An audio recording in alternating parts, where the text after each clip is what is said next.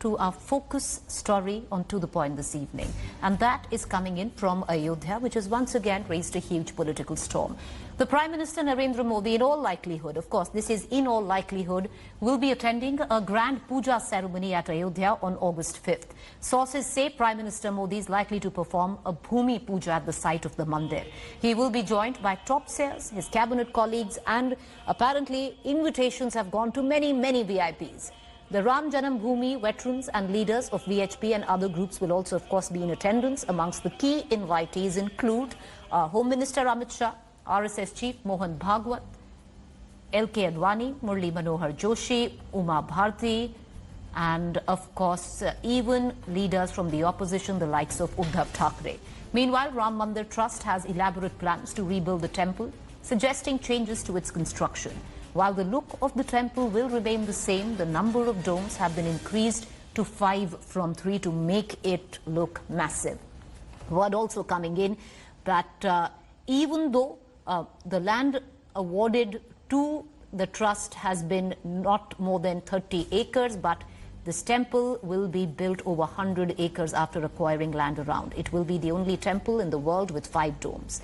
Temple will be a 3-story structure instead of 2. The height of the temple will therefore be increased from 128 feet to 161 feet. Length and breadth of the temple will be 268 feet and 140 feet respectively. There will be a total of 318 pillars in the structure, with 106 pillars on each floor.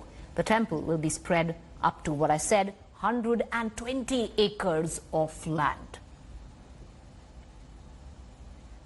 So in the midst of all of this, there has been what I told you, a big political storm. Reports came in the Prime Minister would go and visit Ayodhya, possibly on the 5th of August, to lay the foundation stone for the Ram Temple. A major political row, meanwhile, erupted, especially when NCP chief Sharad Pawar hit out at the Prime Minister. Pawar said, while taking a dig at Modi government, that some people think that building a Ram temple will in fact eliminate coronavirus. Pawar added that in the midst of the pandemic, the government's focus should be on reviving the economy instead of building Ram Mandir. While the Congress has backed Pawar, the Shiv Sena has reacted cautiously. However, the BJP has hit out at the NCP chief, calling him anti-Ram.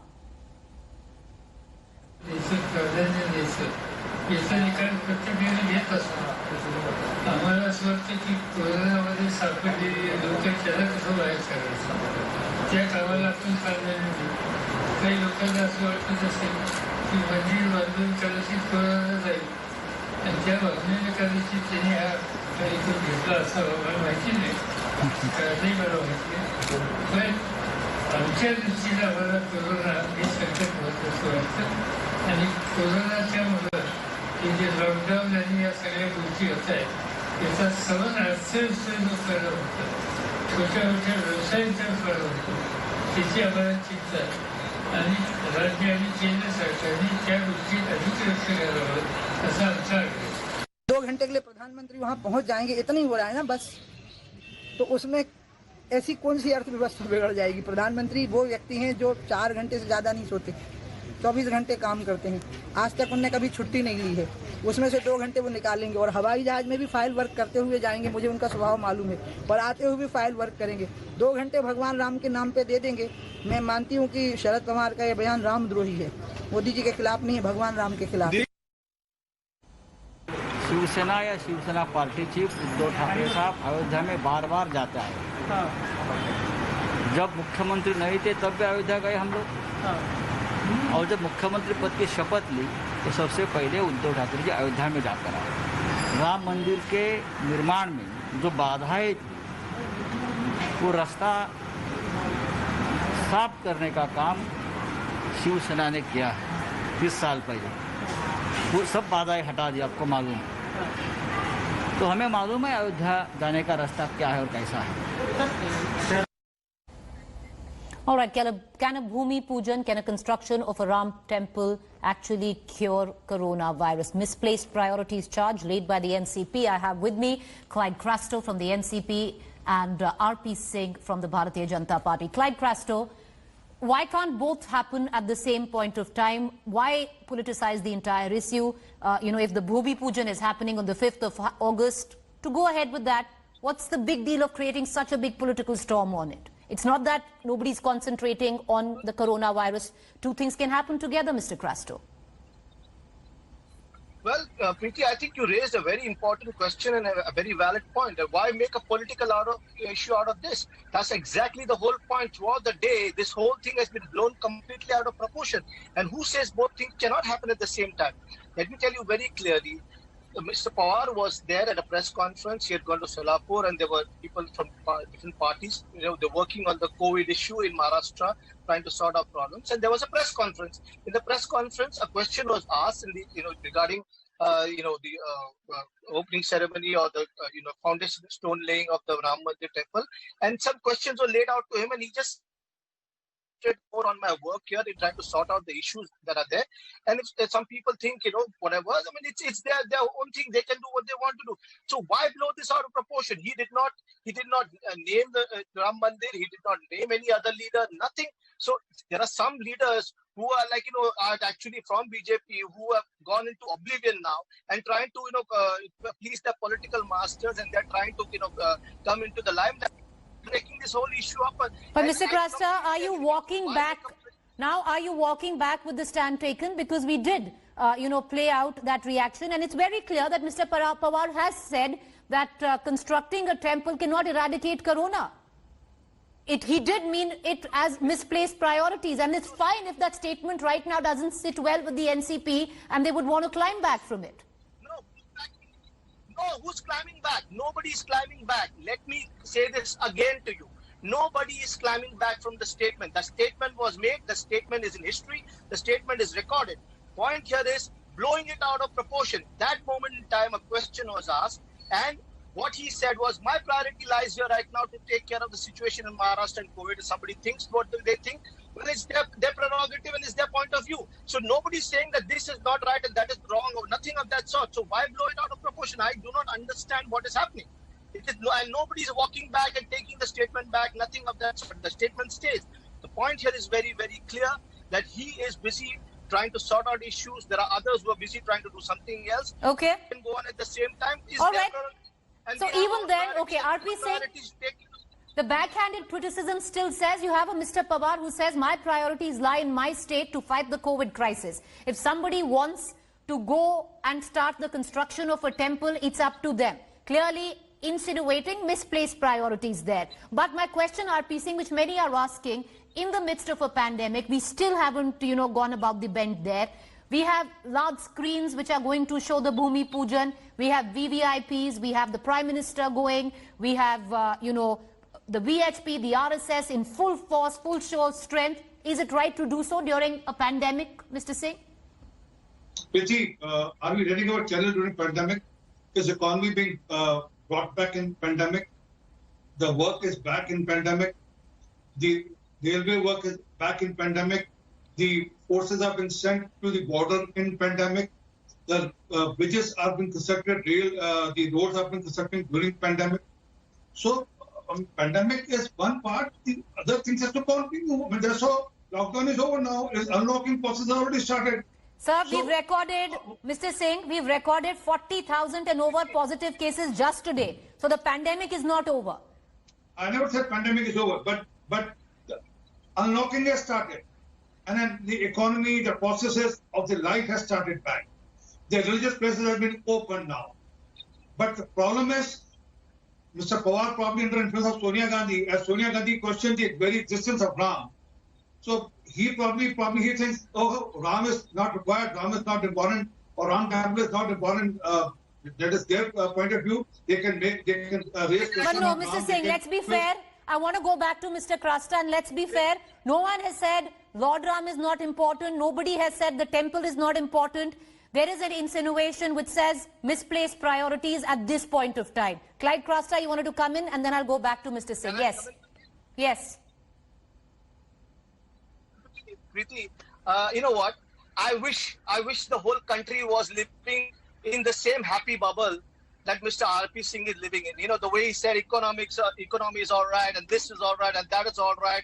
fine. I would just wish my country lived so happily today at this point. But unfortunately, my country is not living as happy as he's, trying to paint a picture, which is just a dream at the moment. Also, what he said was, the pandemic is on, this is going on, pandemic is on, that is going on. Yes, the pandemic is on. That is going on. So what is going on right now with Mr. Pawar is he is out there trying to fight the pandemic. So even if when the pandemic is on, he's also trying to fight the pandemic. We all are trying to fight the pandemic. So this has to go on. If somebody has their priorities, let them do what they want to do. But the country's priority right now, you agree with me, and I don't want to ask whether the BJP agrees with me or not. The country's priority today is to get the country out of this pandemic, this whole problem that we are going through. People are dying. And we are going through all this trouble of different kinds. So I think our priorities need to be set now. All right, okay, I'm going to take a final word from RP Singh. RP Singh, the point is not there's anything wrong. The Bhumi Pujan can happen because on its own it doesn't need such a big show of strength. It can continue, the construction can start.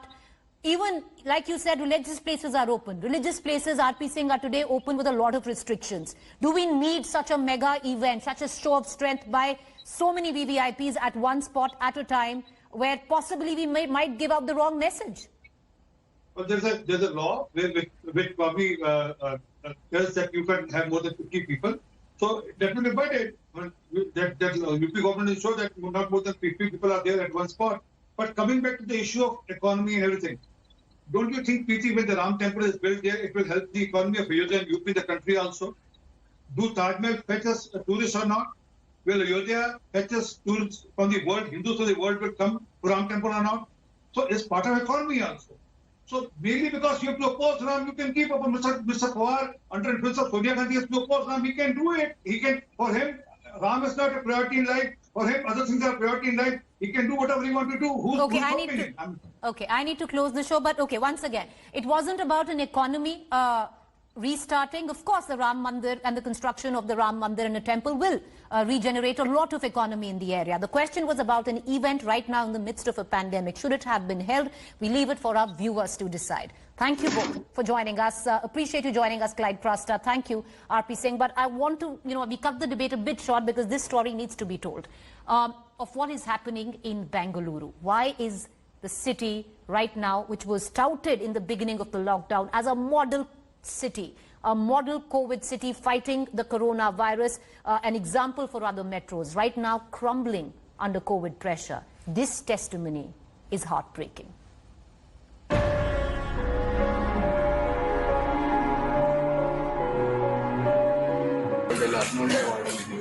ಸುಖಭಾವತಿ ನಗರ ನಮ್ಮ ಅಕ್ಕ ಸತ್ತಿ ಇವತ್ತಿಗೆ 5 ದಿನ ಆಗಿದೆ. 5 ದಿನದಿಂದ ನಾವು ಎಲ್ಲ ಕಡೆ ಎಲ್ಲ ಹಾಸ್ಪಿಟಲ್ ಬೆಂಗಳೂರಲ್ಲಿ ಹಾಸ್ಪಿಟಲ್ ಸುತ್ತಾಡಿ ಎಲ್ಲೋ ಬೆಡ್ ಸಿಗ್ತೇನೆ ಇವತ್ತಿಗೆ ನಮ್ಮ ಅಕ್ಕ ಪ್ರಾಣ ಕಳ್ಕೊಂಡಿದ್ದಾರೆ. Heartbreaking testimony of Bengaluru's COVID crisis. Lockdown Bengaluru is crumbling under its COVID curve. Bengaluru's COVID response was lauded for being a model for other metros in the initial lockdown days. However, today, while other metros are faring better, Bengaluru COVID model has collapsed. It's an extremely serious situation which the government of Karnataka is not addressing, and because of this, people are losing lives. Raghu, a resident of Kamakshi Palaya, narrated his ordeal in a video that shows what is happening in Bengaluru. Lapses after lapses, resulting in the death of his sister.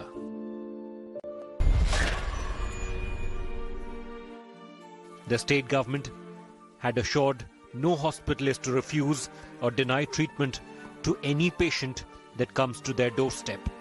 But that is clearly not the case on the ground. Despite a notification dated June 27th, the Karnataka state government ordering that no private hospital can refuse treatment to patients with COVID-19 and COVID-19-like symptoms. Raghu had to go from one hospital to another looking for treatment for his ailing sister. ಆಯ್ತು ಹೋಗಿ 3 days ಆಯ್ತು. 3 days wait ಮಾಡಿ ನಾವು ಆಗಿಲ್ಲ. ಅವರು ಪಾಪ KC ತಂದೆಲ್ಲ ಕರ್ಕೊಂಡೋಗಿ ಯಾರೋ ಗೊತ್ತಿರೋ ಡಾಕ್ಟ್ರಿಂದ ಅವ್ರು ರೆಫರೆನ್ಸ್ ಮಾಡಿಸ್ಕೊಂಡು ನಾವು ಅಡ್ಮಿಟ್ ಮಾಡ್ಕೊಂಡ್ವಿ. ಅಲ್ಲೂ ನಿಮಗೆ ವೆಂಟಿಲೇಟರ್ ಇಲ್ಲ, ICU ಇಲ್ಲ, ಫುಲ್ಲು ಕೋವಿಡ್ ಪೇಷಂಟ್ಗೆ ಫುಲ್ಲು ಫಿಲ್ಲಪ್ ಆಗಿಬಿಟ್ಟಿದೆ. ಈಗ ಅಟ್ಲೀಸ್ಟ್ ಅವ್ರಿಗೆ ಗೊತ್ತಿರೋ ಡಾಕ್ಟರ್ ಏನು ಹೇಳಿದ್ರು, ಅಟ್ಲೀಸ್ಟ್ ನಾನು ಆಕ್ಸಿಜನ್ ಕೊಟ್ಟಿರ್ತೀನಿ, ಒಂದು ಆಕ್ಸಿಜನ್ ಅಲ್ಲಿ ಈಗ ಬೇರೆ ಕಡೆ ICU ಸಿಗೋವರೆಗೂ ಆಕ್ಸಿಜನ್ ಕೊಟ್ಟಿರ್ತೀನಿ, ನೀವು ಬೇಗ ಅರೇಂಜ್ ಮಾಡ್ಕೊಳ್ಳಿ ಅಂದ್ರು. ನಾವು This comes even as the government has promised to increase the testing to 50,000 samples per day and drastically reduce the time taken for the results to be brought out. However, 3 days went by, but the test report did not come, says Raghu.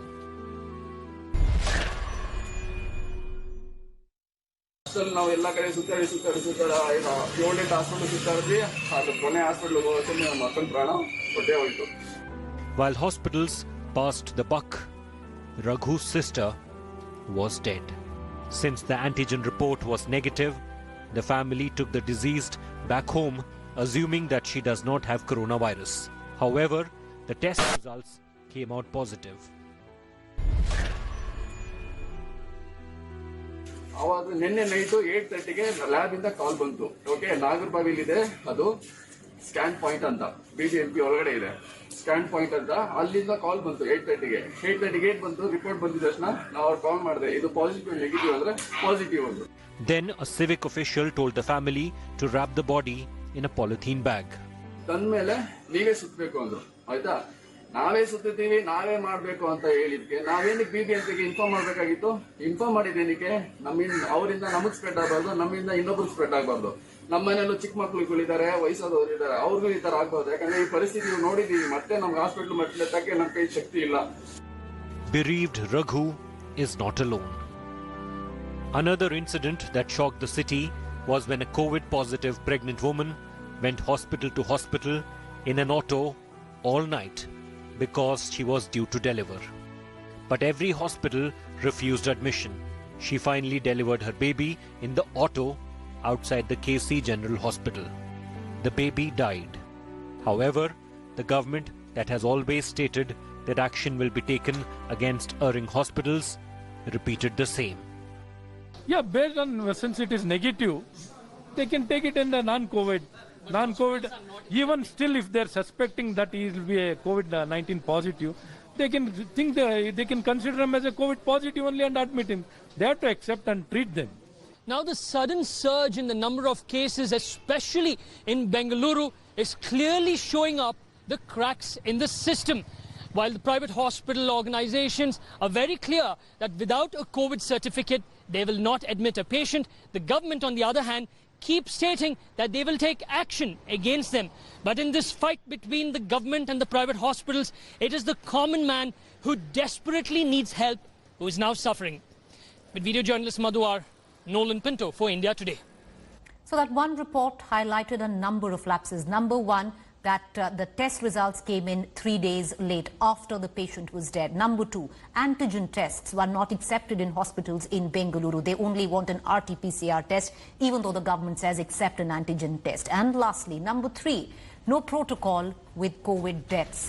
That poor brother was told to wrap his sister's body in a polythene because all he wanted to do was go tell the authorities that his sisters tested positive. Now what should he do? He was told to do everything himself and wrap her body in a polythene. That has been the COVID protocol till now, at least on ground zero. With that, we're going to slip into a quick break. To stay with us, up next is News Track.